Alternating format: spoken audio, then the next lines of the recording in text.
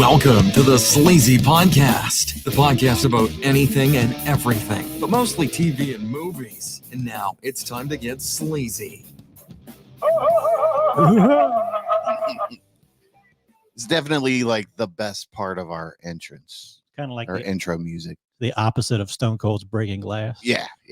Once you hear Chuckles laugh, Uh-huh. you know that you're in for a solid hour of entertainment. Right. Hopefully.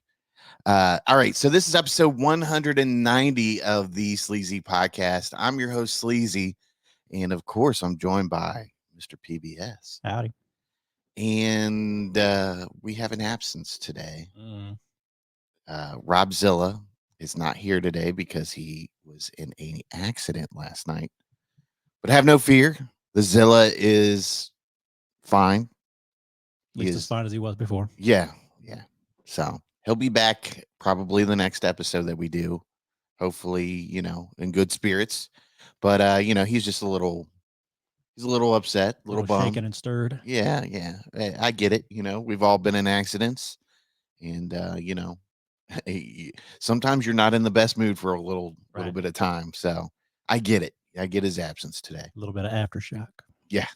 Do you think he got out and he was like, pulled the Robzilla card? He was like, I'm Robzilla from the Sleazy Podcast. Just drive away. They ask him, he gets out, sir, are you okay? He's like, oh, yeah, it's my normal cough. Sir, do you need to go to the emergency room?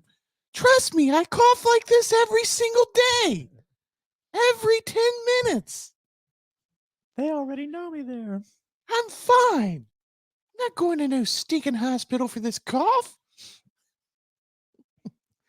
Oh, man, I love Robzilla. But, seriously, like that was the first thing I asked him when he sent me the message. I was like, are you all right? And I never got an answer to that question. But, gauging from today, I would say he's all right. So That's how it goes sometimes. You just got to walk it off or whatever, Shit happens. All right, so here's what's on the docket for this episode. We're going to talk about SummerSlam. We took a big road trip to Cleveland last weekend, and we got to see SummerSlam 2024. Then we're going to talk about Amazon Prime's new Batman Cape Crusader animated series. And from there, we're going to talk about Michael Keaton's directorial debut.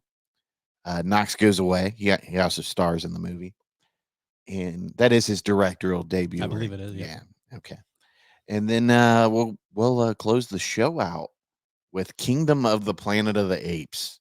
So, and if you're wondering where you can watch that, you can watch it on Hulu. So, if you aren't caught up on that, but we'll do our best not to spoil it for anybody and just kind of give you our thoughts, opinions on it. Spoiler alert, they blew it up. They blew it all up. Monsters. So have you been watching any of the Olympics? Not really. Before we get into, SummerSlam here. But I've seen clips here and there, and obviously some of the controversies surrounding certain Olympians and the opening ceremonies and all that. And yeah. Some years I watch more, some years I watch less. And this year's just kind of been a less year. Yeah. I haven't, I was at the bar last night after we played in a euchre tournament at the Shamrock Club, which I didn't do too bad. I got the highest score out of all the friends that showed up to play.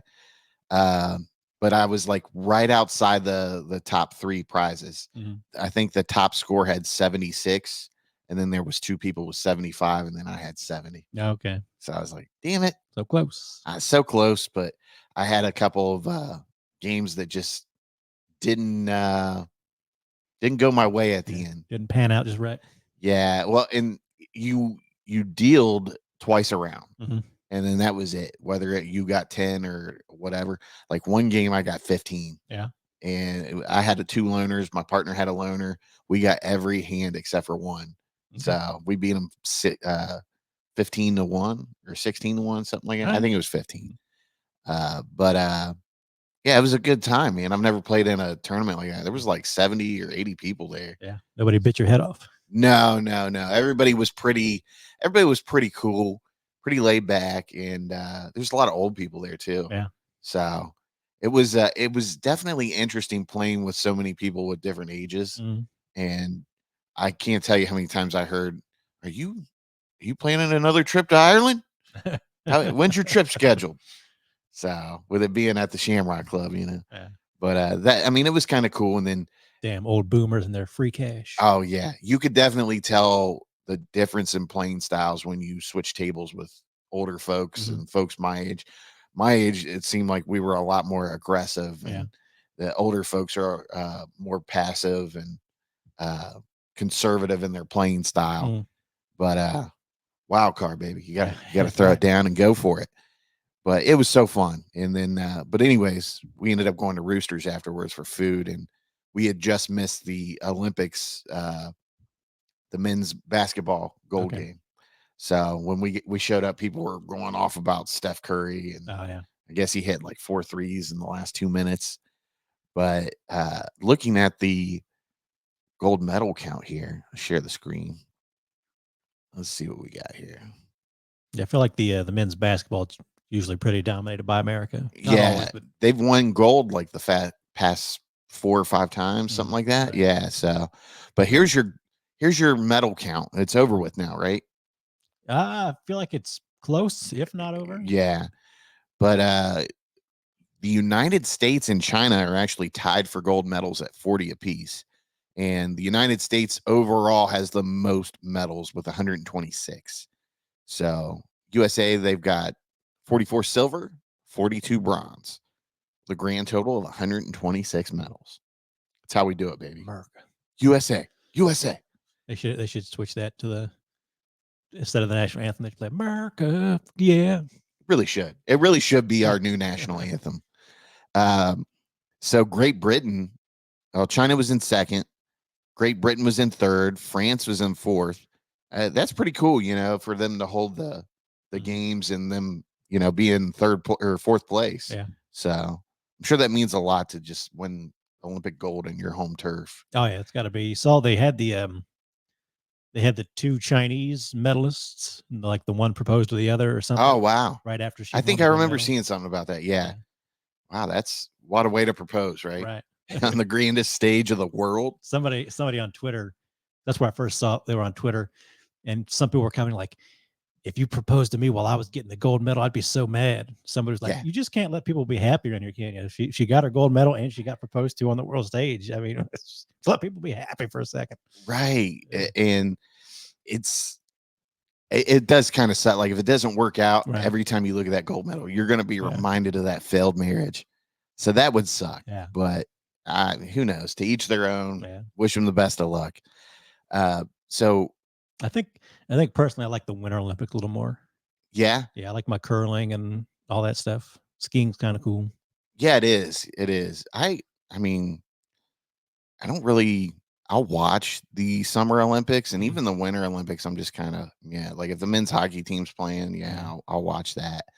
I used to love watching ice skating when I was a little kid.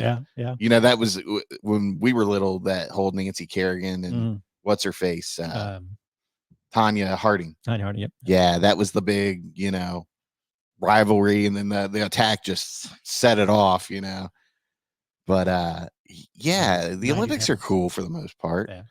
I feel like maybe I watch the winter more just because when it's winter time, you don't have anywhere to go, really. You just go kind of at home, like, oh yeah, put the Olympics on. Yeah. Have you seen the Australian breakdancer? I think you got on there. I think she's from Australia. Yeah. So you can see what I'm looking at on the little window.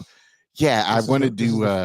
This is the first year that breakdancing was an Olympic sport. Yeah, I was cracking the fuck up when I saw this, dude. And they, I believe I don't know her name, but I believe she's Australian. Yeah, I'm trying to find one that looks like it doesn't. Okay, here we go.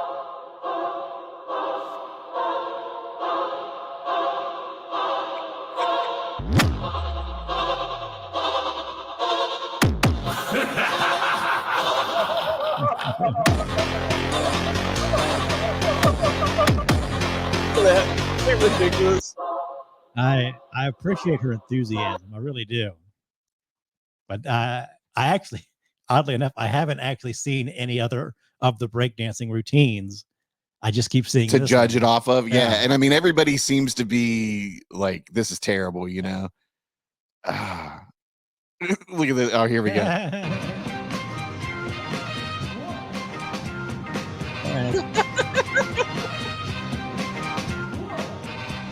some Homer. Yeah, why do they Homer gotta do Homer. Homer like that? I feel bad. I don't know who the girl in the white sweater. She was on the stage, like just watching her. Yeah. Too. 'Cause I don't know if they went like one took a turn and the other took a turn or something. But I hope she takes it all in fun. Yeah. And I mean, it's funny. She hits those poses and she hits a nice little smile in some points. I was getting ready to say, nobody has put the feet thing to this. Good job, whoever did this. Yeah. So if you're listening and you're not watching this on YouTube, definitely look up the Australian breakdancing from the Olympics. You will laugh pretty hard. So is it? Oh, okay. Here's another one. Oh wait. I think that's the kind of stuff Yeah. maybe even not like that athletic. Is it? I'm clicking on this and it's going to the. It's probably like compilation. Yeah. The cockroach. Funny how It's just. It's such a weird routine. Are you ready for it? this is the one who was on stage with the USA girl. Yeah. You can definitely tell a difference there. Okay, here we go. Locked down, yeah. Looking like an icon. Where can I go? Yeah, there we go. Somebody did not put their dog rolling around.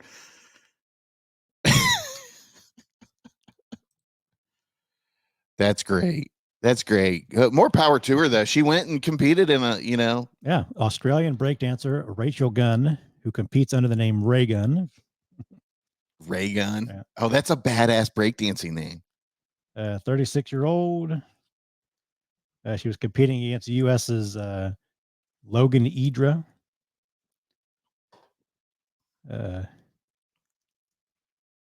She had to have got last place, right? Gunn, who has a PhD in cultural studies, is a college professor at Macquarie University in Sydney. She was named the top-ranked B-girl by the Australia Breaking Association in 2020 and 2021 and won the Oceania Breaking Championship in 2023. Oh, wow. Hey, say no more, I guess.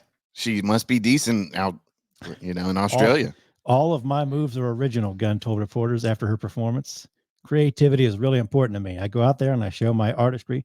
Sometimes it speaks to the judges and sometimes it doesn't. I do my thing and it represents art. That is what it's about.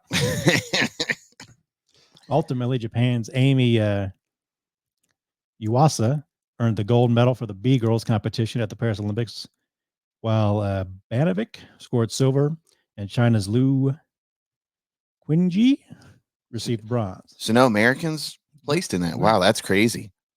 For something that, I mean, At least in the girls. Breakdancing originated here, right? I think so, yeah. Yeah. Part of the hip hop scene. Yeah, that's crazy. Well, hey, it's nice to see that it's gaining world traction and it is now an Olympic sport. It's a DEI sport. Okay, so we went to SummerSlam in Cleveland, Ohio. And for those of you who don't know what SummerSlam is, it's WWE's prime time summer event. It caps off the summer. I never quite realized that it was like the second biggest event. Yeah. I was back when we watched when I was younger. I always kind of thought of like it was just the big four. WrestleMania obviously was the big one. Yeah, WrestleMania is still the one to go to. But I always kind of figured, WrestleMania, Royal Rumble, Survivor Series, and SummerSlam were all kind of same-ish level. Yeah. So it's like interesting to see this. Oh, that's the second big one. Yeah, I mean, to me, there's like the three big ones in WrestleMania, Royal Rumble, and SummerSlam. Mm-hmm. I guess you could say Survivor Series is in there too. But then, back in the day, Hell in the Cell was the one to go to. Mm-hmm. So, But I put together a little video here, and I'll play it for you guys, and we'll start commentating afterwards. And I'll probably skip through this just because it has entrance music in it and stuff like that. But I just want people to get a taste of the sights and sounds of it, I guess you could say. So let's go to this video. Thought it would be a cool idea to share our trip to SummerSlam in Cleveland, Ohio at Cleveland Browns Stadium. So before you hit the biggest party of the summer up, you have to go through security. That's just the way it is nowadays. But overall, it was a pretty smooth process. The only real delay was if you had a world title belt. That was it. All right, we made it through. We are on our way to SummerSlam. There's Eric, PBS, Colette, and Greg. Wasn't that such a great feeling getting through security? It was nice to just be through and out of the sun and all that. And walking and not just sitting there frying in the sun. Yeah, that's always the worst part of going to any of these live events is just kind of the waiting in line. Yeah, definitely. We lost Robzilla, but we'll find him. Hey, how did we lose Robzilla? He had some trouble scanning his ticket. He couldn't quite figure out the angle or something on the phone. It was a little tricky to get your phone in there to scan it. I will say that. Yeah. Why can't we just have paper tickets for an event like this? Like, I want a nice commemorative ticket stub. Right. And we didn't get it. Put it in my little ticket holder. Yeah. I mean, I get it. They avoid scams and stuff like that by changing the barcode up digitally. But still, at least give me a fake one or some shit. Right. Find him. While we were waiting in line, I thought, what a great opportunity to get a shot of the lake. If you haven't been to Lake Erie, it's beautiful. Go, check it out. Have a blast. Really was a nice looking spot. Yeah. Ocean. All right, so now we're in the catered event for priority pass holders. And this was all you can eat food, drinks, as well as an open bar, all from 2:30 to 4:30. And they even had a merch booth set up inside here so you could shop after you got done eating. So, by the way, Greg just knows how to work the camera, doesn't he? Oh, yeah. I got to say something here. TikTok throttled this video. And I think we have 200 views on this. We do way more than that. Normally they wouldn't let me boost it because they said people were abusing alcohol in it.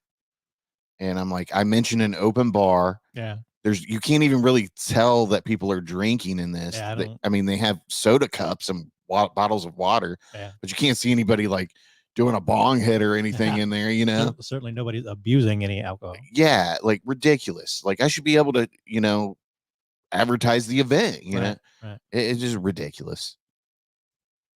Obviously, we're all smiles at this point. Part of this package actually included meet and greets with WWE superstars. Tiffany Stratton was actually our advertised superstar. There she is right there, looking gorgeous as always.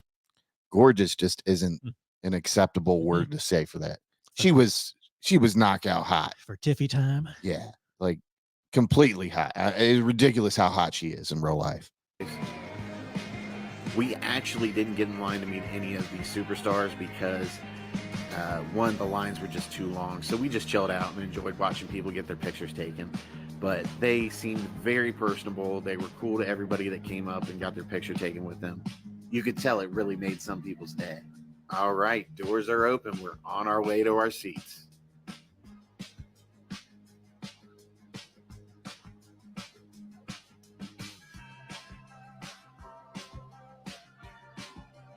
And there it is, the SummerSlam setup.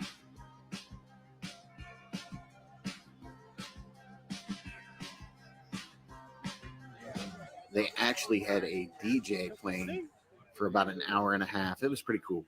Nice time to sit out in the sun and listen to some music with your friends before the real fun gets going. And I had to get Pat McAfee's entrance in. What a great experience. I mean, the stadium isn't even full at this point, and it's already loud. People are ready to go, chanting along to his theme music.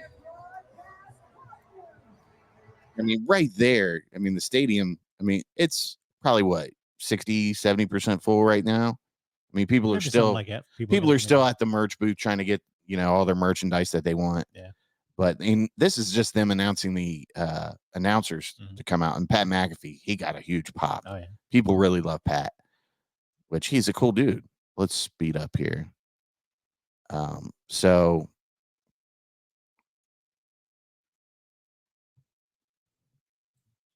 Here we go. ring right there. They're actually setting up for Jelly Roll's opening performance.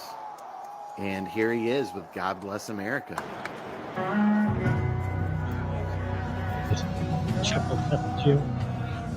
No. He was wondering if Rob Zilla got lost on the in the ring. Oh, yeah. He did say something like Comparing that. Rob Zilla to Jelly Roll. Did he really? Is that what it was? I think that's what I he was just was like, what? I think that's what he was getting at. That chuckles. Jelly Roll is a bit of an overweight fellow. Yeah, that's kind of mean. if that was the reference.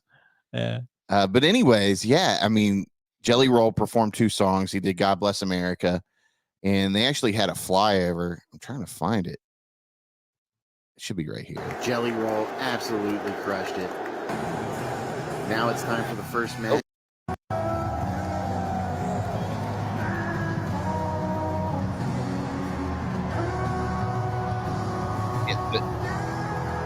How they time this up perfectly to fly over at the exact time, second. Mm-hmm.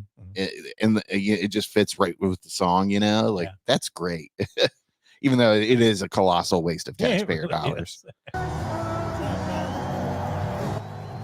I had never seen a flyover in person at an event, but this was pretty damn cool. And the crowd was into it. There was USA chants for a while. It was another thing. People really got behind that USA chant. Oh, they love it. It was great, man. But then, this is just a standard thing with entrances. And just to kind of show you, I love these outdoor events when it gets dark and the lights are in full motion. That's actually like when we figured out for sure we were going on. That's kind of when I started looking at like what time does the sun set and start to get dark and all that. Because it's just cooler when it's darker out. Yeah, definitely is.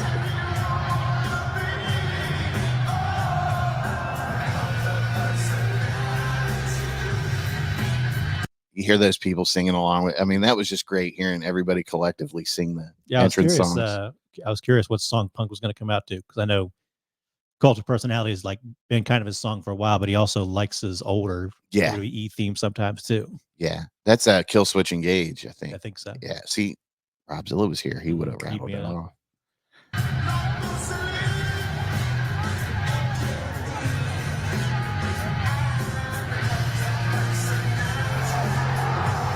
You hear that pop you get? Listen to that pop. Experience. And Cody Rhodes came out of it. Obviously, we can the announcing inside the stadium. That was Punk's first singles match in a WWE ring in 10 years. Oh, wow. And we got to see it. Wow, that's great. I knew it had been a while.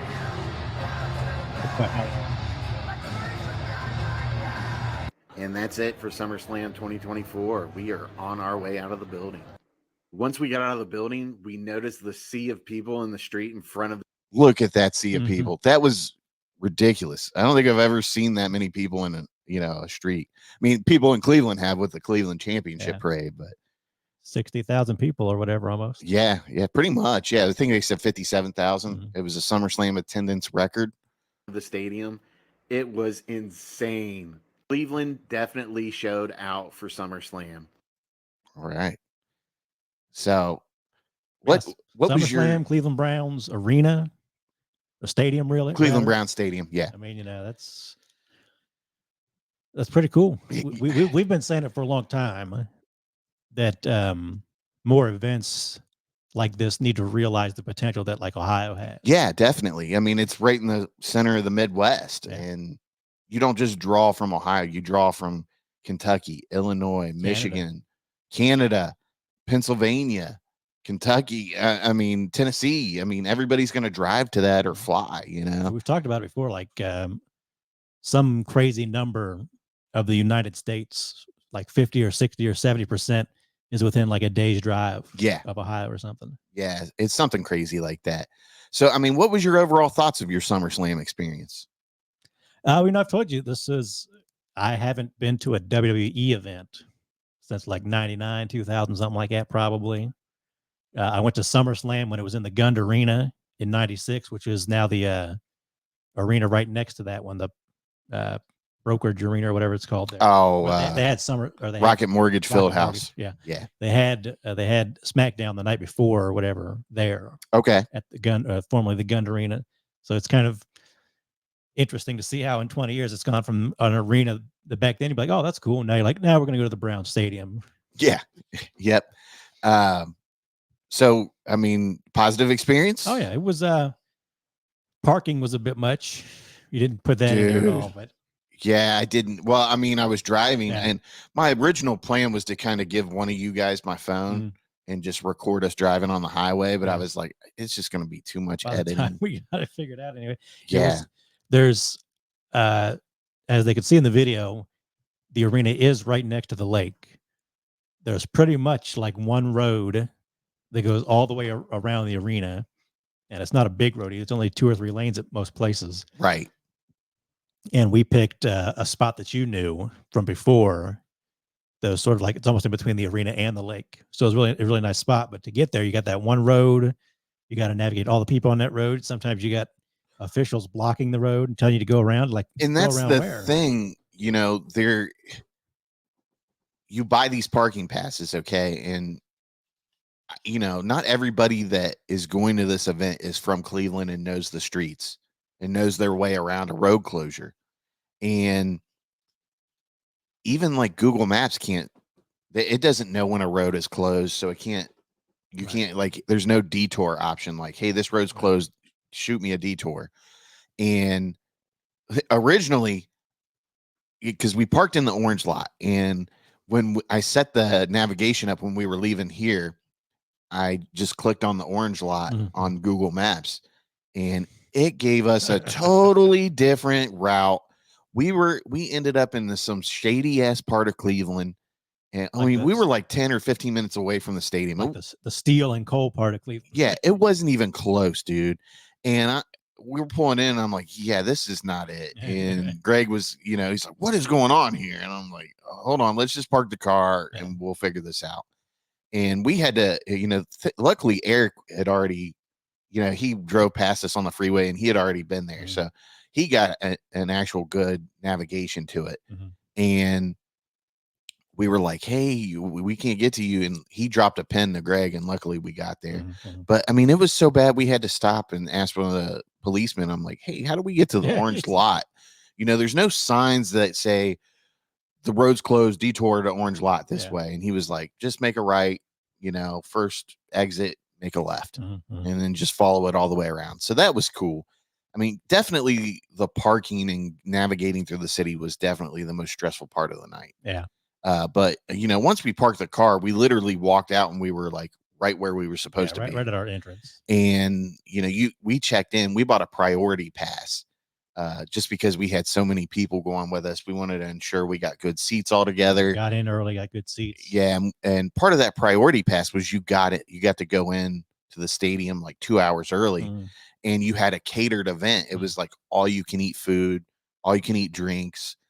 There was an open bar, like I said in the thing. Hopefully YouTube doesn't throttle me because I'm talking about alcohol now. But so we got in after waiting in line for an hour because, you know, we checked in, we got our badges, and you got a lanyard with a badge on it. And then we waited in line in the sun for an hour. And by then we're all toasty. Yeah. And, you know, we got through security, and then you had to go wait in another line. And then from there, that other line was nice and shady. So yes, definitely was. And it had a breeze from the lake. You weren't like hemmed in on a little sidewalk. You could just kind of like spread out a little bit. Definitely Not be up everybody's butt. Right. So then we get in, and it's like a mad dash through the stairwell because some people were waiting in line for the elevators, and rightfully so. There was some people that had disabilities that needed to ride the elevator. And then, but then, you know, the people that went in the stairs, it was like a mad dash to the next floor. I think we went up 2 floors. So we were on the 3rd floor. And so basically you walk in, and then you go to another line, and they handed out these hats. You got an exclusive SummerSlam Cleveland hat in Browns colors because it's obviously Cleveland Browns themed. And you got a pin, a little SummerSlam pin. I Mm. haven't even looked at it. Honestly, I think I'm going to throw it in the trash. I don't really see any need to keep it. I'm sure there's somebody out there who's like a WWE super collector and would want something like that. Yeah, That's kind of a neat looking little thing, but yeah. Maybe I'll throw it on like eBay for like $5 or something Yeah. and see if anybody wants it. And then you got a poster of Bloodline 2.0. It's a SummerSlam. Like, who the fuck wants a poster of the generic Bloodline? Right. Like, maybe if it was Roman and the twins and Paul Heyman, yeah, okay, I'll take that one and frame it up. I've got that thing sitting back there, and I think I'm done with it. Yeah, I don't that one. Yeah, I don't want it.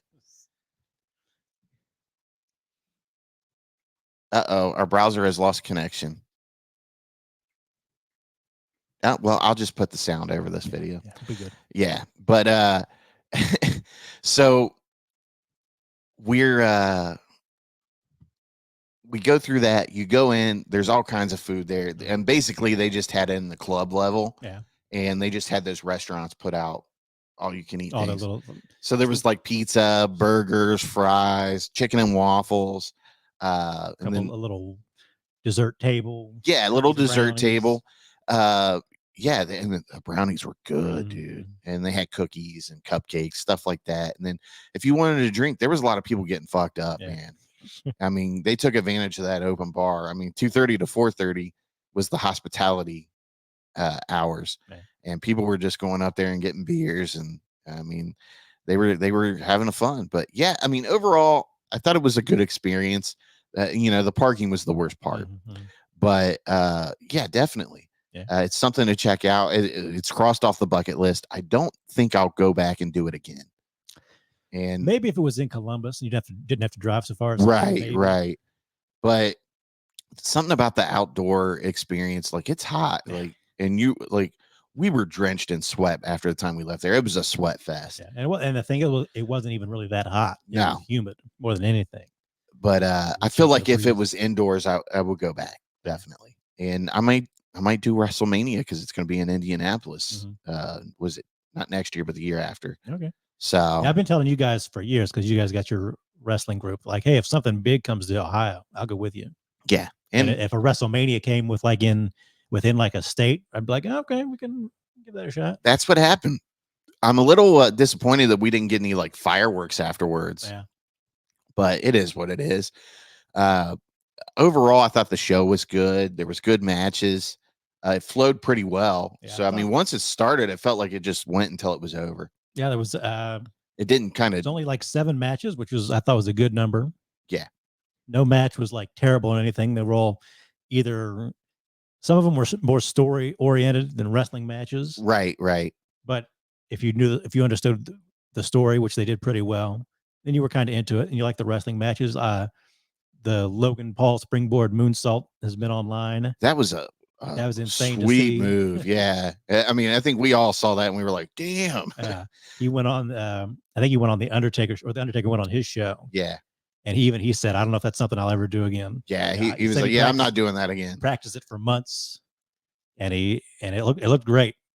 And that's one of those things, like if you want to have a long career, you don't bust out too often. Yeah, definitely. So, hey, one thing I noticed, there was no tag team matches. Yeah. I feel like tag team matches are a staple of SummerSlam. So that was a little disappointing. That's probably my only complaint about the event was no tag team match. I feel like tag teams aren't what they used to be. Yeah. You used to have some really great tag teams and like a really great tag team divisions. Now it just seems like they stitch people together and roll with it just every to now fill. And then you'll have like a really good tag team, and that's what they do. Like you say, it's often they just kind of stitch things together. So what was your favorite match? Ooh, favorite match. I think maybe the Drew McIntyre Punk with Rollins as the special referee. He was good as a special referee, wasn't he? Yes. And I picked that over. I do think maybe the Logan Paul LA Knight was maybe the best match. Oh, definitely. As a physical like wrestling match.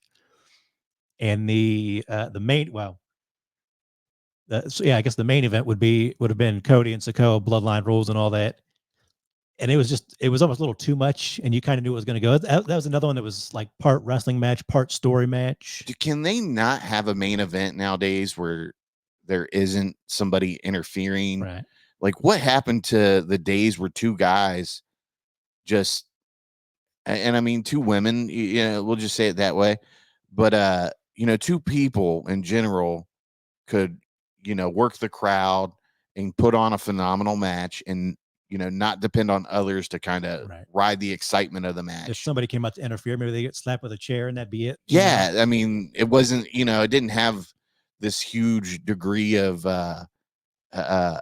you know, outcome on the match. Right. But, yeah, that's one thing I was really disappointed with was like, why couldn't Cody Rhodes and Solo, why couldn't they just have a phenomenal match and that be it? Right. You know, they can do it. I mean, they've done it before. Yeah. I think that's one problem with modern wrestling. They always try to pack in a little too much. Yeah, and it's like with Mania, it's always a triple threat match or something like that. But like, where's my days where The Rock and Stone Cold are, you know, doing 5 or 6 finishing moves on each other and completely worn out, and then they ended on a high, you know? Yeah, and that's why I think the McIntyre Punk, it was a really good wrestling match. Yeah. And they told the story well without overdoing it. Right. You know, they'd have the thing where somebody would cheat a little bit and Rollins would be like, yeah, okay, I'm going to go over and tie my shoe. Yeah. That kind of old school special referee. It did feel like an old school match. Yeah. And the guest referee was just enough. It wasn't necessarily interference, but stuff like you said, like turning his back and then, you know, talking shit to Punk and stuff like that. They didn't overdo it. Right. It was what it should have been. Right. Exactly. And not that the Cody Rhodes match was bad or anything. It was fine, but it was exactly what you thought it was going to be. Yeah, definitely. And we did get to see Roman come back, which was kind of cool. Yeah. Yeah, that was cool. When his music hit, people were going nuts. Absolutely nuts. People were hoping for him to come back tonight. Not sure if he would, but they were really like hoping for that. I'm with you though. My favorite match was probably the Drew McIntyre Punk match. I really liked the opening match with Rhea Ripley and Liv. And I mean, not just because it was right. You know, the cameraman was doing phenomenal work on Rhea Ripley's ass or anything. A cheek fest. And her butt was on the Jumbotron for everybody to see. But nah, I mean, that was a good match. I thought that was a good storyline, and it was definitely a good way to open up the show, I thought. Yeah, that's another one where it ended probably exactly how you thought it was going to end if you were into the storyline at all. Like I said, it was Ripley's first match back after I think she did have a legit injury. Yeah. And she needed some time off, maybe. So I think she still had a little bit of ring rust on her, but it was a fine match. It was one of those ones where there's a little more story than match, but that's okay. Yeah, it was definitely a nice trip, though. You know, Cleveland's not the most glamorous city by all means, but it was a fun time. We were entertained, and WWE put on a really good show. Yeah, it was a good show. Triple H came out at the beginning. Didn't mention that. That was cool. Yeah, that was definitely cool. And it was nice to see LA Knight finally get a push. Mm-hmm. I mean, obviously he's been over the moon popular for 2 years and they've never put a strap around him, I don't think. Mm-hmm. So it was nice to see him when he won the United States Championship, right? Yeah, I'd seen some other, I think it was the Intercontinental. Which one did Braun Breaker win? He won the Intercontinental. Yeah. So yeah, it's some of the other wrestling commentators, those two said basically it was either time for LA Knight to do it, or if he didn't do it now, he's probably going to start slipping in popularity. Yeah. And of course, I mean, everybody still hates Logan Paul, so Logan Paul doesn't lose anything other than the title. Yeah. He's still a really good athlete. And by the way, like, how hated are you when you go to your hometown and people are chanting "fuck you, Logan," and "you suck"? And so I don't think he quite received the reception he was thinking he was going to get. Hey, I mean, you know, when you're a heel, that's the reception you want. Yeah. Definitely is. So, I mean, I guess he's doing his job. Yeah. You know, I mean, back in the day, it's like, yeah, those people tried to kill me. I was obviously doing a great job. Yeah. How they had to sneak guys out of the stadium and stuff like that. Yeah. Overall, it was a good experience. So, and if you're not into wrestling, that's fine. You know, everybody has their thing. But yeah, like I said, if they did something like that closer to home, I'd think about going again. Yeah. It'd be nice to, we talked about it before with the ticket prices, with everything that was included. It was okay. But if I had a choice and we were going to pay that much again, I'd like to have it go all to ticket price and get something like closer up. Oh, definitely. I'd rather be down a little bit because we were in the first row of the upper bowl. Yeah, it was good seats. So I mean, it was prime viewing seats and stuff like that. And kudos to Eric for handling all that. Yeah. He did a wonderful job getting that together and getting the tickets and getting everybody organized for it. Yeah. So great experience though. It's definitely one I got to cross off I get to cross off the bucket list. And really, there's only one show left I want to do, and that's Mania. Yeah, like I said, if I never go to another WWE show again, I'd be like, oh, okay, cool. Yeah. But if like I said, if a Mania comes close, like I'd almost kind of rather be at home nowadays. Now that I'm a little older, there's something about being around that. Number one, it's stressful getting into those events, and then you're sweating, you're hot, you're uncomfortable. So, I'd rather just sit in my recliner, I think, now that I've got it out of the way. Eat a pizza, a burger, or something. Yeah, just have my friends over and we're joking around and we get to see and hear the commentators. So, I mean, that's a big part of the wrestling is hearing the commentators too and hearing the shit talking between the wrestlers. Mm-hmm. So, and I felt like I watched the Jumbotron more than I watched the ring. Mm-hmm. And like the last match, I was like, okay, you're going to watch the match and not the Jumbotron. Yeah, I mentioned that too. It's like you're trying to focus on the ring, especially for like the bigger moves. Mm-hmm. But you do kind of want to see them screaming at each other, and you want to see the facial expression and all that. So sometimes you kind of got to keep an eye on the Tron, and sometimes you're really trying to watch it though. Yeah. Okay, so good stuff. Moving on, we're going to talk about Batman Caped Crusader. It's the new animated series of Batman, and it's on Amazon Prime. Not Max, Warner Discovery, whatever you want to call it, because they passed on it. Yeah, isn't that weird? They brought back Bruce Timm. I think he's one of the producers and the showrunner who did obviously Batman the Animated Series that is very well beloved, especially by people our age. Yeah. And they didn't want to make it. Are you insane? It seems so weird that they didn't want to make it. Well, the continuing saga of David Zaslav and finances and blah, blah, blah, blah, blah. David Zaslav's I don't know. He's such a prick. And it sounds like, them turning a profit on HBO Max is kind of irrelevant at this point because there was some news that came out that their numbers for Warner Brothers overall weren't good. Right. And it's valued less than they thought it was. Yeah. It puts them in a little bit more of a hole than what they thought. Yeah. We won't talk about it here. We've talked about it before, but the whole streaming financial system's a mess. Yeah. They really, it's really screwed it up. Yeah. It's going to get to a point. I mean, obviously it's unaffordable for everybody to do every streaming platform now, but I mean, they can't keep raising prices, and Disney's going to raise prices. And at what point are you going to price yourself out of the market? And they're not even making money, really. Yeah. I mean, I think every now and then they say they've got a profit from something, but I just don't understand why we can't show ads and sell, show ads when you're loading up the app. And then that's the only ads you see. Right. So, or, one before every streaming thing. Or don't add ads and raise prices. Yeah. I just don't get it. Like, we grew up in the 90s. We're not afraid to watch a commercial or two.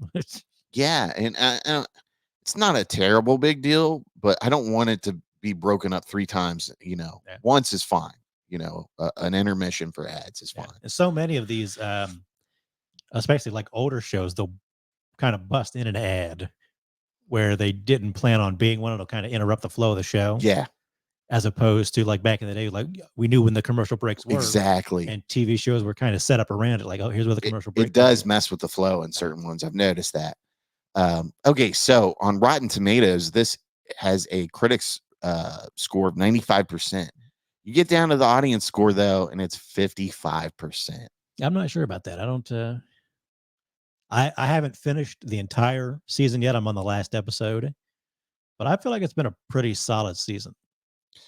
Okay, so my initial thoughts are there's too much change, and maybe that's just my age, and I love the original cartoon so much, but we were talking about it, like people are complaining about Penguin being a woman. It's woke.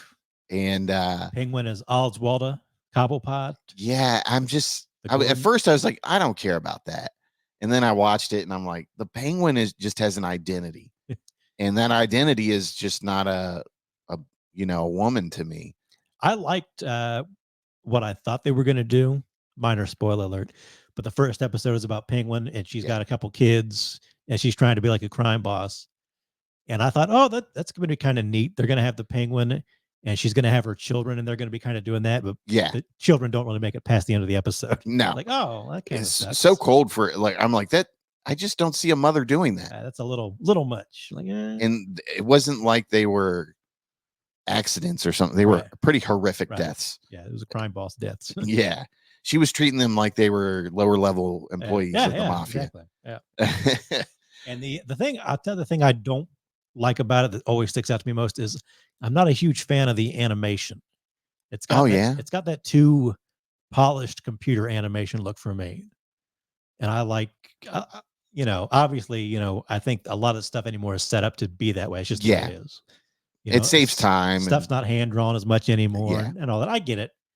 But, that was so much the look of the animated series. It kind of had that gritty look. And it's still here in this one, but not as much. And there would be scenes like when I think back to the animated series, it was always dark. Yeah. Even when it was like a bright kind of episode, it was always kind of dark. And there'll be like parts in these scenes where they'll show like the courthouse or something. It's like a super bright day. And it really shows for me. They're like, it takes away from the animation. I like the animation style. I like that it's kind of set in like the 40s, and it is kind of closer to what the animated series was trying to do. But I'm just not a big fan of sort of like the animation itself. And a lot of times, like that screenshot you got on, that's dark. That looks pretty good. But when they do something that's lit up more brightly, I don't know, it just doesn't always do it for me. Yeah, I like that they kept it pretty close to the original animation as far as like the design. Yeah, how they're drawn and stuff like that. So that's a plus for me right there. Like they kept it pretty similar. I'm not a fan of the dude playing Batman. Yeah, the voice. Was it Christina Ricci is a voice too of Is she? Okay. Yeah, I think so. We'll look at that here in a second. My one shining complaint about this is Batman looks fucking stupid. Yeah. I mean, look at how I don't like the large ears, like something about sort of that. an old school Batman look. Yeah, very old school. Yeah, that's my one complaint. It kind of feels like I wish the cowl was different. Yeah. If that makes sense. Kind of feels like a Batman year 2 kind of thing. Yeah. Like he's not Batman year 1. This isn't like his first time doing some of this stuff. But he hasn't been doing it so long that he's great at it yet. He's just good at it. Okay, so let's see here. And I don't like that they call Alfred Pennyworth. Like that really bugs me. Yeah. I don't know why it bugs me. And the fact that Alfred's a short, fat guy now. Oh, I think that's how Alfred originally was. Again, they're kind of trying to throw it back to the original. Yeah, but I don't like it. Yeah. Alfred is a skinny guy to me. He's a former military guy, right? So I don't know. I've got little complaints. I mean, it's nothing that makes me hate the show, but like there's just a lot of change, from the Batman that I loved. Mm-hmm. And I get that they're going, like you said, they're going back to like original designs and stuff like that. But there's just something about it that makes me not love it. Yeah. Like I like it, but I don't love it. Well, that's the thing too. Like we got our nostalgia for Kevin Conroy and all that stuff too. And so I'm definitely hoping it gets a second season, and I definitely want to see them improve on some things. Yeah. I think they could. Yeah, you're definitely. It's not a home run for me. It's like a double or a triple. You know what I mean? Yeah. I'm like so close to being really into it. Like I said, I like it, but I don't love it. Yeah. And I think it's great that kids have this to watch now, even though it's not very toned for kids. Mostly, but it's definitely, you can tell they're aiming it for a little older. Yeah. If you say like ass, and I think they call somebody a prick or something like that a couple times. Yeah, it's definitely Harley Quinn's different too, right? So I liked, I forget what episode that is. She's in a few of the episodes. It's like the third or fourth, I want to say. But that episode where she puts on the outfit and becomes Harley Quinn, I thought that was good. And the way she was kind of holding hostage the rich people and kind of making them face their problems and all that. Is Harley Quinn Asian now? I think so. Yeah. Yeah. And a lesbian. I mean, I get that they're trying to be more inclusive to, different races. And Yeah. For me, none of that takes anything away. I don't know if it adds anything, but it doesn't take anything but away. if you're a diehard Harley Quinn fan, I don't think you'll be happy with that. I don't really care so much for the Harley Quinn, like of the animated. So she's good. I mean, obviously that's the character that became popular, but I'm okay with this interpretation. I didn't care for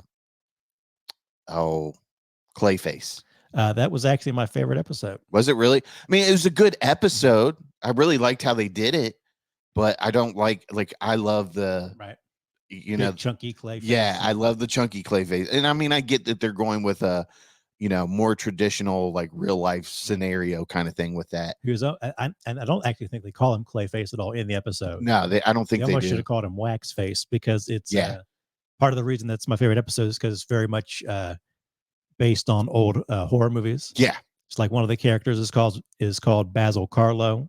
It's obviously supposed to be Boris Karloff. One of the characters is supposed to look like Jack Pierce, who was like the makeup guy for Universal back then. Okay. So he did like the Frankenstein makeup, and I think maybe the Wolfman makeup. And one of the directors is supposed to be directing like London After Midnight, which is a lost vampire film. So that for me, you are really into this. As an old horror film fan, that's like my favorite episode. Yeah. And like you said, he's really just using, they put like the serum in there or something, but mostly he's using that to just like disguise himself. Yeah. And it's not like Clayface where he could shoot out, manipulate stuff. Yeah. So I definitely get that it's a scaled back version of a Clayface, but that's actually my favorite episode of the season. Like I didn't even mind like Jim Gordon and Barbara, being black. Like that doesn't bother me at all. Yeah, like I said, but when take anything away.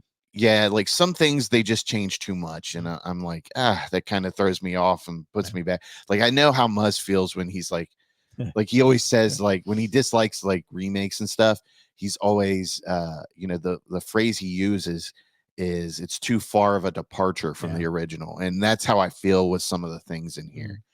But that being said, it is entertaining, and it's my dinner time show right now. So whenever I eat dinner, I'm like, Batman Cape Crusader, here we go. I like that. It's still like 23 minutes, an episode. Yeah, just enough time to get in, tell you the story, and kind of get out. Oh, look at that! Gary Anthony Williams was somebody in this. Flass. Oh, he's one of the cops. Okay, one of the crooked cops. Oh, what's his face here from Office Space? Diedrich Bader. Yep. Yeah, Diedrich Bader. Yep. Harvey Dent's such a scumbag, isn't he? I love Harvey Dent. Let's see here. Jason Watkins is Alfred Pennyworth. How do you spell this guy's or pronounce this guy's name? I think it's Hamish Linklater. Maybe it's Hamish. Hamish, I think. Oh, well. He was I wish they had pronunciations on their IMDb profile. He's big with the Mike Flanagan troupe, I think. Oh yeah. He was in what's the one where he's the vampire priest on the island? I can't remember what. I don't know why it's not coming to me. Just click on his name; it'll probably tell you. It'll probably be like one of the first. I haven't watched that series. I've watched like. You didn't watch that? Oh, that's a good one. Yeah, that's from it right there. Good God, these ads are ridiculous. Midnight Mass. Yeah, Midnight Mass. Yeah, I haven't watched that. So you say that's a good one? Oh huh? yeah. I gotta watch that then. That's definitely one worth watching. Maybe I'm saving it. It's nice that they have Montoya in this. Yep. I do enjoy that. I've always liked Montoya's character. Let's see here. Jamie Chung is Harley Quinn. Let's see here. Oh, it's Catwoman, I think. Who plays Catwoman? They did change Catwoman up a little bit too. Yeah, I think they mostly. She wears like a dress or some shit now, and that's another one. We just kind of make her a little old school. Don't you like how she was? She just becomes Catwoman. There's no like training or anything. Like she's flipping off buildings and shit. I'm a cat burglar now. Yeah. Okay. My dad didn't leave me enough money, so I need to steal things now. She's a rich. She's basically Winona Ryder in the 90s. Just a rich woman who liked to steal things. Lucius Fox. I'm looking for Catwoman. I don't see her. She's only in the one episode. Selena. So she might be further down. Yeah. Why are they not all cast and crew? Here we go. Let's see here. That's part of my thing. There's only 10 episodes, which is fine. But like I feel like when the original Batman came out, they had a lot more episodes. Oh yeah, definitely. And they had recurring villains. I think in this one, I don't think there's any recurring villains in this one. Harvey Dent's in it quite a bit. He doesn't really become Two-Face until toward the end. Yeah.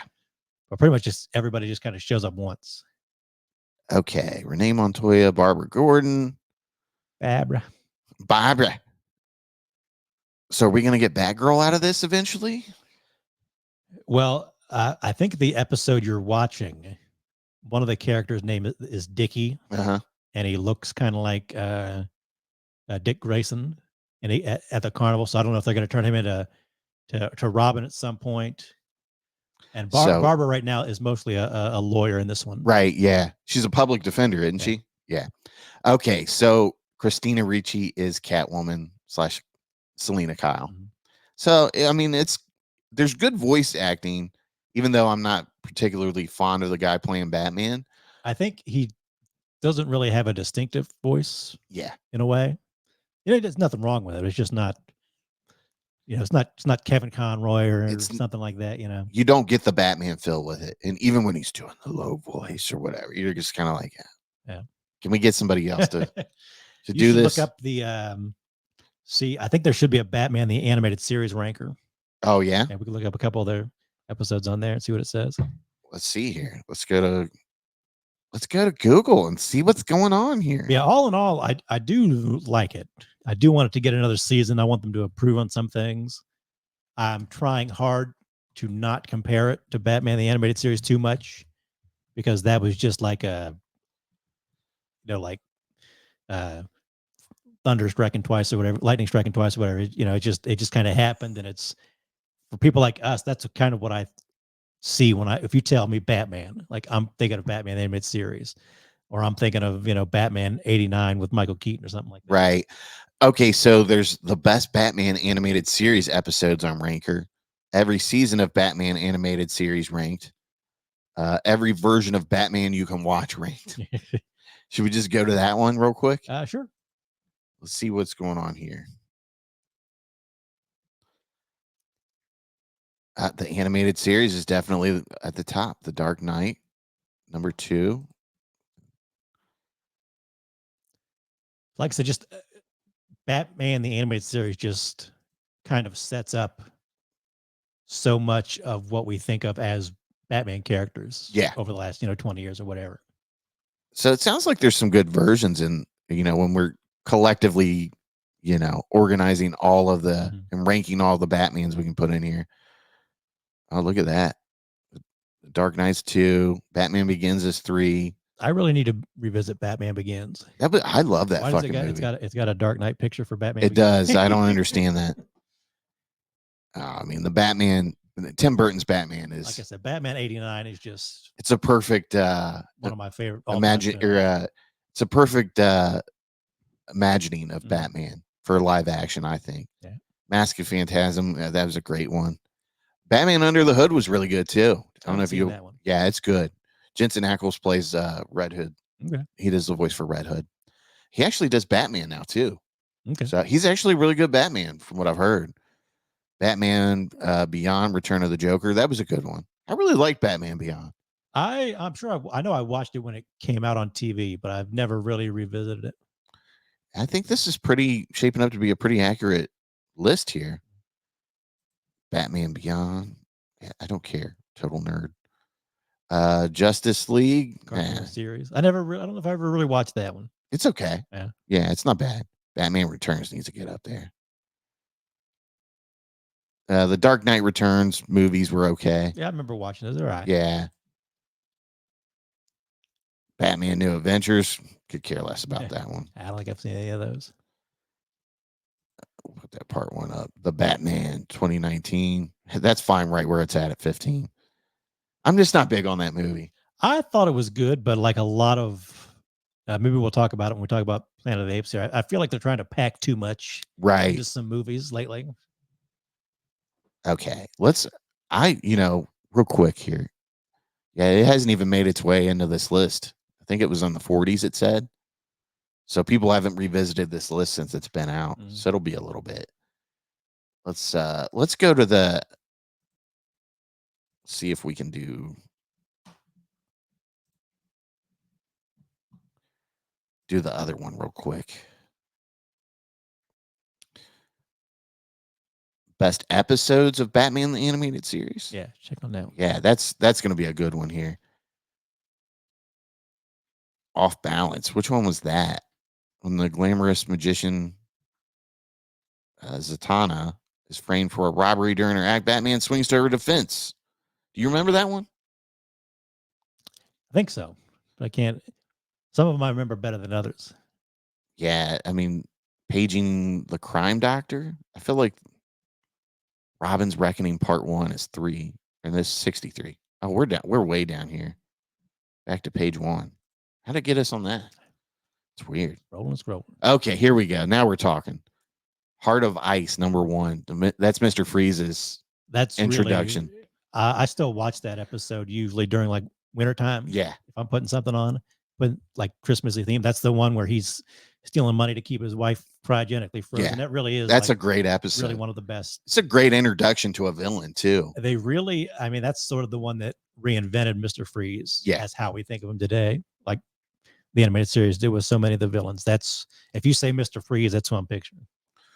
Almost got him. That's the one where they're all telling their stories. Yeah. About how like I almost caught him with this and that, and they're all playing like poker or whatever. That's a good one.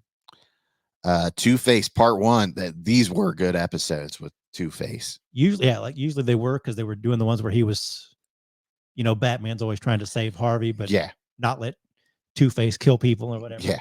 Those were usually pretty solid episodes. I feel like you just have to put Two-Face down. Yeah. He's just too crazy. Okay. Perchance to Dream.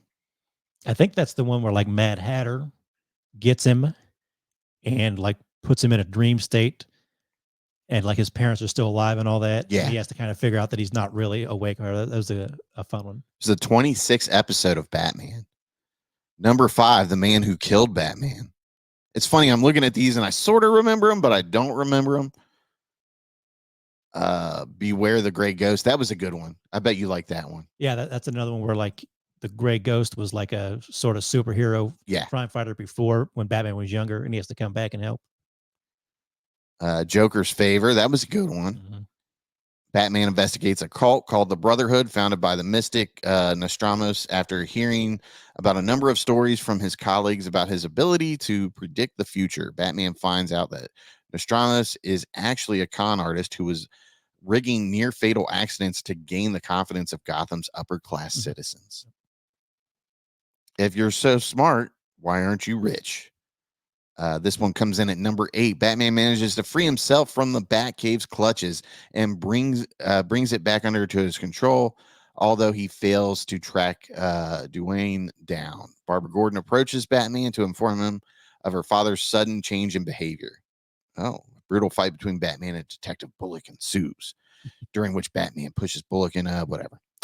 Then the next one's Nothing to Fear. That's another good one. That's that a Scarecrow episode? Yeah. Bitter scientist Victor Fries as Mr. Freeze attacks several divisions of GothCorp, each time stealing a piece of a secret weapon he intends to build. Batman investigates connections and discovers that the start of Freeze's vendetta against GothCorp was a bitter falling out between Fries and GothCorp CEO. Okay. Feet of Clay. That's what I'm talking about right there. That was a good one. Clayface. Robin's Reckoning Part 1. Trial. I don't remember that one. Do you? What's it say? It says a female scientist helps Clayface when his body begins to disintegrate. I vaguely remember that one. Yeah, definitely some good ones here. I think this list is pretty accurate. Yeah, Heart of Ice is the one I always kind of go back to. It's just like just a really great piece of Batman. Birds of Feather. That was a good one. Mm-hmm. Christmas with the Joker. That's a classic right there. The Laughing Fish. I vaguely remember this one. Shadow of the Bat. I remember that one. Yeah, I mean this list is pretty accurate. You can't go wrong with the original Batman series. That's one of those shows I could kind of put on in the background that I can do something or I can sit down and watch it. Yeah. Those episodes, they fly by too. Yeah. Like in your mind, I think I'm used to I remember being a kid and watching it in commercials and all that. Yeah. And they just like, they fly by like, oh, episode's over already. And they did so much in 22 minutes. Yeah. But yeah, definitely check out Batman Cape Crusader on Prime and let us know what you think. Do you agree with me, or are you more on the side of PBS where it's not really a big deal? You're still enjoying it. Yeah. If they like gritted up the animation style a little bit, I'd be a lot happier with it. Yeah. That's about it for me. I think it's like I said, not a home run, but I'm looking forward to them getting another season and trying it again. You're ready to see, the flickering of the splicing of the animations Right. together Yeah. and stuff like I wanna that. see, I don't know if this is kind of a spoiler. We don't get Joker in this season. I think there's a reference in the last episode to him. Okay. I don't know if they show him at all. So obviously we're going to get a Joker next season. Everybody's going to want to see that. Like I said, I want to see what they do for the characters. Nice. Okay, so next up we have Knox Goes Away, and this was Michael Keaton's directorial debut. Basically, this is a contract killer after being diagnosed with a fast-moving form of dementia, is presented with the opportunity to redeem himself by saving the life of his estranged adult son. But to do so, he must race against the police closing in on him, as well as the ticking clock of his own rapidly deteriorating mind. I heard a lot of people bashing this movie when it first came out. Yeah. And they were like, "Oh, it's just okay." I thought it was pretty good for what it was. I mean, it's an entertaining movie and it had a great ending, I thought. Yeah. And I know a lot of people were talking about the direction style that Michael Keaton approached this with. Yeah. And I thought it was fine. I didn't see anything that, really pissed me off or made the movie drag on or anything like that. I mean, there is some kind of things where they go back and forth and you're kind of like, okay. That was my biggest complaint. It's like an hour and 51. Yeah. Could have been like 10, 20 minutes shorter. Yeah, it could have. I say that a lot, but it really could have been. And it's mostly because of the scenes with the cops. Yeah. Like you said, Michael Keaton is basically a hitman, and his son, James Marsden, ends up killing a guy who like found his daughter online and got her pregnant. And all Right, that. right. His teenage daughter and a pedophile, whatever you want to call him. And so he goes to, rough him up basically and ends up killing him. And he comes to you, he says, "Dad, I know you kind of deal with this stuff. I need you to help clean this up for me."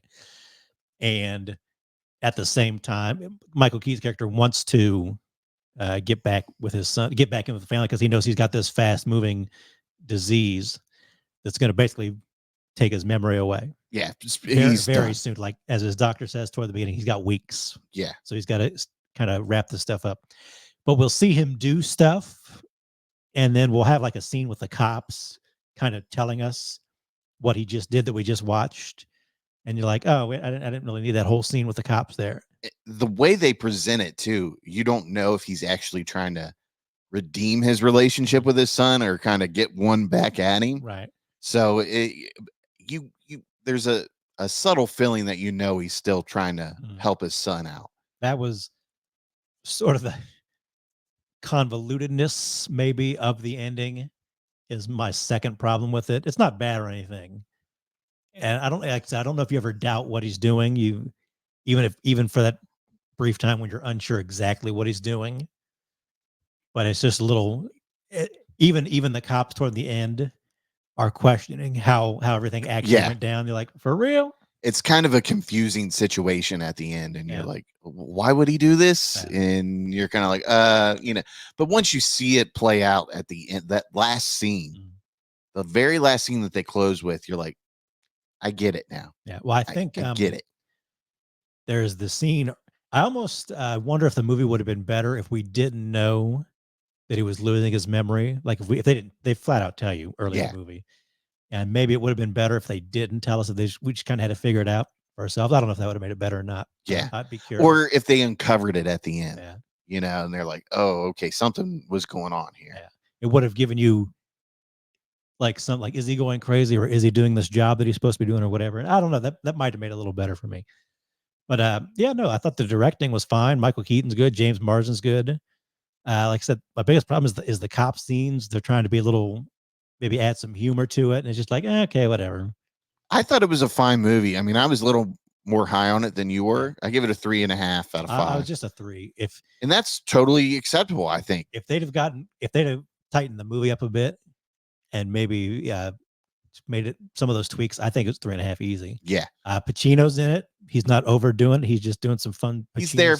He serves his purpose, and he serves a good purpose, I would say. Yeah. I was like I said, I was a little hesitant to watch it because some of the reviews were mixed. Yeah. But when and that's what kind of threw me off from going to the theaters and seeing it, was how bad people were talking about it. But I would have totally went and saw this in the theater. Yeah, no, it was totally fine. Yeah. Yeah. I really appreciated it for what it was. And it was very entertaining, I thought. So I'm recommending it. And this was on Max. So you can definitely check this out on HBO Max. Yeah, no, it was good. If you're a Keaton fan, there's no reason not to watch it. Yeah, exactly. Yeah. I don't see any reason why you'll hate this movie if you're a Michael Keaton fan.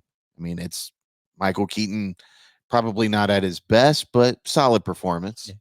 So, now, like I said, you're talking about the ending. I think he's got his regular prostitute that he's been seeing, and she makes a reference, I guess, early in the movie about A Tale of Two Cities, and the end of Tale of Two Cities is a guy sacrificing himself for somebody else, and that kind of plays out. So you get those little references. Yeah, okay, that's cool. So whenever somebody like says a quote in a movie, I always feel like I need to Google that and just kind of get see if it plays. Sometimes it does. Yeah. Sometimes it doesn't. But it's always just like, let me just Google that. That's why you're here, because I would have never picked up on that. It's like, let me just Google that real quick and see if it has anything to do with the story. Do you think Rob Zilla Googles quotes like that? No. Yeah, I don't think so either. But I mean, if it's something that he's heard of. Now, if he saw Michael Keaton watching an anime in the background or something, he'd be like, oh, yeah. I get the meaning of this. That or some shitty movie that's on Tubi. And that's like a habit. Like if I see a character reading a book in a movie, I'm always like trying to freeze frame. Like, what book are they reading? Does that have something to do with the story? That's some subliminal point that I'm supposed to get? Yeah. All right. So to close the show out, we're going to talk about Kingdom of the Planet of Apes. This is the 4th installment, I believe, of the new Planet of the Apes movies franchise, I guess you could say. So here's the synopsis of this. Several generations following Caesar's reign, apes, now the dominant species, live harmoniously with humans, have been reduced to living in the shadows. As a new tyrannical ape leader builds his empire, one young ape understands a harrowing journey that will cause him to question all he's known about the past and make choices that will define a future for apes and humans alike. I gave this one 3.5 stars out of 5. Looks like you were, same thing here. 3 stars for you. Yeah, this was, I put it in my review. Sometimes you're watching a movie and you can't figure out if you're the problem or the movie's the problem. Right. And this is one where I started watching it. I was having some dinner. I was dog sitting, and it just took me like almost the whole movie to get into it. Yeah. And like, it looks great. Like the CGI of the way the apes and the monkeys and orangutans, like I don't know how it's going to get better. Yeah. Unless they just look real at this point, unless it looks like a guy and a person in a costume almost. So I watched the first 3 before I watched this. I really need to I don't think you need to revisit those. No, you totally don't. But I'd like to. I haven't seen any of them since the theater. And I think that it made me not like this movie as much because I'm such a fan of the older costumes. And, it's real people playing the parts where it's not a CGI workover or whatever. But that being said, I felt like my biggest problem with this is the humans. Kind of, like some of the humans are still intelligent after generations, I guess. And, but I don't know. I mean, it's a fine movie for what it is, but I'm like you. It took me a lot of the movie to kind of get into it. Right. But once you're at that final act of this movie, you're like, it's full on, it's action packed. Stuff's paying off. Yeah. Right from the beginning of the movie. Yeah. We start out with like that. We have our eagle clan of apes, and they got to go get their eagle eggs because they're having their bonding ceremonies. And they they find out that like, oh, there's still humans around. They call them echoes or whatever. I think because they think they can talk. Yeah. And so some of the apes from the clan go back into the city, and a bunch of stuff happens from there with other marauding apes, and we find out this one ape has like his own little kingdom or whatever. Yeah. And like I get it. He's a Caesar knockoff, pretty much. Right, Proximus. Yeah. And I just like up to that point, I wasn't like super into it really. I couldn't tell you why. I don't think because the movie looked great. The characters, it's not like you can tell the apes, they all have their own characteristics and look. So it's not like it's hard to tell them apart or anything. Right. But it just didn't draw me in. And I can't really tell you why. But toward the end, a lot of the little things they start like with the eagles and all that start to kind of pay off. And problem is it's an in-between movie. Yeah. You can tell like we've got some ideas that we want to do, but we got to make this movie to get to those ideas. We got to get you there first. And it's just one of those, unlike the previous 3 recent Planet of the Apes movies, they all felt like they were doing their own thing. Yeah. And they make it a decent trilogy on their own, but like each movie was its own movie. Whereas this one feels like it's doing the franchise thing of setting stuff up. It definitely feels like a reset of the franchise almost. Right. And it doesn't feel like it's connected to the past. Because it does. I think it's supposed to take place 100 years or a couple 100 years after. Well, like they said, generations have passed since Caesar's rule. So it's very much not quite a reboot in a way, but like, well, you don't need to pay attention to that stuff. But somehow there's this group of humans that have maintained their intelligence and their ability to operate some of these consoles and stuff like that. And you're like, what's going on here, folks? Like, are we really thinking that these people made it this long and survived, apes ruling the world? Because I would think the apes would hunt them down eventually. At least some of them. Yeah. As we see in the movie. So, I mean, I really had a problem with their, like, it wasn't a huge problem, but it was just like, there's a group of humans that survived this long and they're still somehow intelligent and they didn't get hunted down and massacred by these. And that's almost the movie you'd rather be watching. You want to watch movies that tells you what happened there. Yeah. And that's kind of the movie they're setting up for the next movie in a way. I felt like the humans having their own mission would have been a better movie, and then just slowly interacting with these apes that are already there. Right. Or the movie should have been like totally about the apes. And at the very end, we find out there's one that can still talk. Yeah. Or some that can still talk. Yeah. Like I said, that's kind of what I was getting at earlier. Like it's 2 movies almost packed into one. Exactly. If they'd just given the apes their own movie. The runtime on this is 2 hours and 25 minutes. I think it's the longest Planet of the Apes movie. And it's like 40 minutes too long. Yeah. Like you said, give me one or the other. Right. And they just forced it all on you. And that being said, it's not a bad movie. Right. It's not a bad movie. It's totally worth watching. It's on Hulu right now. Yep. So that's great. You can watch it for free if you got Hulu, and you don't have to rent it and be disappointed. So, but I do think this is a movie where if you're not a fan of the franchise, you're not going to like it.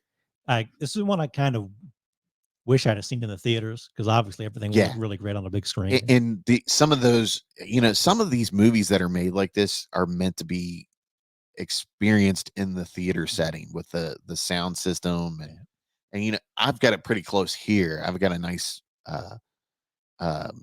big TV and a sound bar. Yeah, sound bar with I've got all that. So I mean, I get as close as I can to it. But yeah, it took a while to get to what they were getting to, but it paid off at the end. Yeah. So, and considering how good the rebooted franchise has been, this is definitely the weakest. Yeah. But that's not saying a lot, because the others have been so good, really. And there's not really a whole lot of like star power in this movie. Right. It's because it's all CGI. Yeah. And I mean, it is what it is. I mean, the performances were good, but like I said, I'm with you. I wish the humans would have just shown up at the end and we didn't know it. That way we have something to look forward to in the next one. Right. If that makes sense. I wonder, this movie made a ton of money at the box office. It was one, this was the summer of nobody's going to the movies, but the movies are dead. But if you kept your eye on the box office, you'd see that a lot of these movies, like Kingdom of the Planet of the Apes, actually started making their money back sort of very quietly after a couple weeks. And I I still haven't seen it yet. I want to see the Kevin Costner's Horizons movie. I think it's on VOD. And I want to see that in the theater though, because that's just such. It looks like such an epic movie. I don't think it was in the theaters for long No. because so much emphasis was placed on that opening weekend, and that this was the summer of opening weekends for whatever I think reason. didn't Kevin Costner finance a big portion of that movie? I think that's part of like the tour going around. Like his wife is threatening to divorce him or whatever because he spent all his money to make it, and he's got like 2 or 3 more parts of it already ready to come out. And but like I said, it's because I want to say part 2 comes out here soon. So I'm going to try to catch up with it. Maybe catch that one in the theater. But what I'm getting at is like, it's been the doom and gloom. Like, oh, the box office has been blah, blah, blah. And like you said, but after a while, this one actually ended up making some money quietly because they didn't pull it from the theater. They just left it grow. Exactly. So let's take a quick peek at Box Office Mojo stats for here real quick. Okay. So Kingdom of the Planet of the Apes, it had a domestic score. Well, here's the domestic numbers: 171 million, 96,048. Internationally, it did 226 million. Man, that's crazy. Why is it that these movies do so much better domestic or foreign, internationally? They like their big action movies. Yeah. So I mean, especially you think of like a country like China that has 1 billion people or whatever it has. I mean, I guess that adds up to it, But worldwide, it did 397 million, 302,868. So, I mean, for a sci-fi movie, that's pretty damn impressive. But I wonder what the budget was for it. They usually have it in there somewhere. Yeah, don't see it. They've changed the format of Box Office Mojo somewhere in the last couple of years. Yeah. Everybody said it's not as good as it used to be. No, I like it the old way it was, where it just kind of looked like an old spreadsheet, that you were looking at. Everything was easy to find. Yeah. Yeah, that's very impressive. The opening weekend was 58 million. So that's pretty damn good for that type of movie. Okay. I do want to check on Deadpool real quick while we have everybody's attention.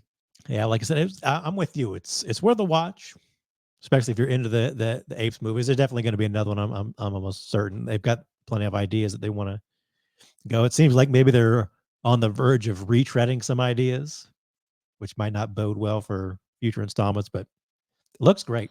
It's great, well directed, and everybody's pretty good in it. So we'll see how they work on it. All right. So what do you think Deadpool's done worldwide? I feel like it hasn't crossed 1 billion yet, or I would have seen something about that. It's got to be up there. Oh, it has. Okay, it has 1 million or 1,029 million. So. Domestically, 494 million, and I don't know if this is, today's still a day, so we'll definitely have an updated number tomorrow. 535 million internationally, worldwide 1 billion. I told you it was going to be $1 billion movie. No, too much hype around that movie. We talked about it there at the theater. I was not expecting that theater to look like it did on a Thursday night. Yeah, I was very surprised. And I've gotten snaps from people. It's been out 3 weeks now, something like that. So I've gotten snaps from people this weekend, like, "Oh, I'm just seeing Deadpool for the first time, and it's great. Loved it." Yeah. So, yeah, me too. Me too, friend. Yeah, I'm like I said, I'm not super in love with the movie itself, but it was a good time, and it was an experience to go to the movies and have fun. You see, now they're advertising it with all the cameos. I've definitely seen like interviews and stuff where it's definitely more out in the open of who's going to pop in or whatever. Yeah, I saw an interview, or not an interview, but like a trailer that had Johnny Storm and Blade and what's her face Elektra in it, and I'm like, oh wow, they're really they're just open, the cat's out of the bag now, and they're going with it. I do think, like we talked about it in the last episode, like if those appearances are going to mean anything to you, I don't think knowing about them will lessen them. Yeah, it's obvious it won't be as much of a surprise, but you'll still be happy to see them. Yeah, that was part of the fun of that movie. That was the surprise, because I purposely avoided everything I could for this movie, and it paid off for me, anyways. Yeah, that was a fun experience. Yeah, it was. Okay, so yeah, we're recommending that you watch Kingdom of the Planet of the Apes. It's a nice little sci-fi movie. Yep. Like we said, it's on Hulu. turn the lights off, watch it one night, and you should be entertained. Like that, I feel like this is another one where I was talking about, like, I don't know if it's just me or not, because I gave Knox a 3 stars and I gave this a 3 stars. I'm like, maybe I'm just not in the mood for movies this last couple of weeks. Yeah. But I think they're very solid, kind of middle of the road movies in their way. Yeah. Definitely both worth checking out, especially if you like the series or the actors in them. Anymore now, I judge movies. Obviously the ending is a big, that pushes it up to, an extra half a star or full star. And then how much it keeps me entertained and off my phone. Right. Like there was some parts of Kingdom of the Planet of the Apes where I'm like Peter Griffin when he's driving the car and the comic book comes in front. Like somehow my phone ends up in front of my face. And yeah, there was some parts in the beginning of the movie where I'm like, okay, yeah, okay, they're getting eggs. Okay. What's going on in Facebook here? Time to message Robzilla. Fuck you. I'm the same way. Like I'll purposely kind of put my phone out of reach when I start a movie. And I can tell sometimes where I'm spending too much time on my phone, or if I'm on the phone and I got to rewind it. I'm like, I got to really be paying attention to this. I got to put the phone back out of reach again. I can't tell you how many times like somebody messages me and I'll reply to it and I'll start, and then I'm like, oh shit, I just missed like a minute of this. I got to rewind it. And that's kind of annoying. At least if you're rewinding it, you're trying to pay attention to it. Yeah. Sometimes you're just like, I just let it keep playing. Sometimes I don't give a fuck and I just let it keep going. Yeah. But because you kind of figure like by the end of the movie, you can kind of clue back into what happened. You knew enough about what's going on, like whatever. Yeah. But yeah, that's all we have for this episode. Hopefully you enjoyed it. My call to action real quick, several that we always do here.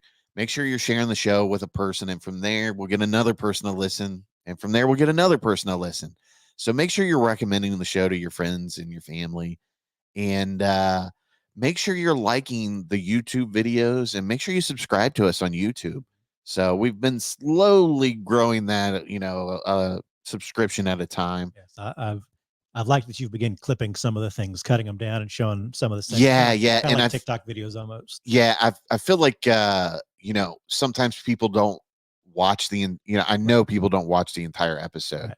So I'm kind of trying to clip it down to segments. Yeah. Give them the reviews and stuff. Yeah. So people watch it, and then, from there, they might want to watch the whole episode or listen to the whole episode. And I think that's the way to do it. But yeah, and the thing is, it just takes too long. Yeah. It takes way too long. And, I'm trying not a professional operation here. If I had somebody that was editing and did it, that'd be cool. I wouldn't care. But, like I'm trying to keep up on things and keep up in my personal life and your actual job and stuff. Yeah. So, I mean, sometimes I'll clip things while I'm watching things too, but then I'm listening in to make sure, because, you can't promote things with, foul language in it. Yeah. So I've got to edit that out and stuff like that. But for the most part, I try to do that. It's just a matter of, when I'm not pressing shirts or trying to keep up in my online dynasty with friends and stuff like that. But basically what we're saying is we want your comments. Give us your comments, your likes, the YouTube, the TikTok. That's the best way to get the show out there, is engaging in the comment section and TikTok, resharing and liking. All those things help us get back into the feed. So we want to interact with you. That's kind of why we do the show. Yeah. I definitely want interaction. Interact with you. I don't care if you got something to say and you think it's going to hurt my feelings. Trust me, there's nothing you can say that we haven't said to ourselves in the mirror. And, I'm pretty tough on us as far as. You can't say anything my father hasn't already said to me. Yeah, exactly.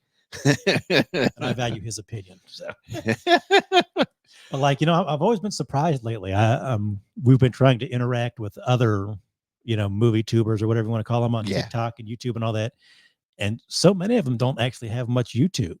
They don't. YouTube's hard because to get in the algorithm and all that. So it's hard to get a big following on YouTube. It's easier on YouTube TikTok is very hit and miss. There's been times where we've had hundreds of views and then it comes down to like 13 and I'm like, damn. So I'm always surprised by how many of the people we've interacted with. I'll go to YouTube to try and find their show and it's not on there.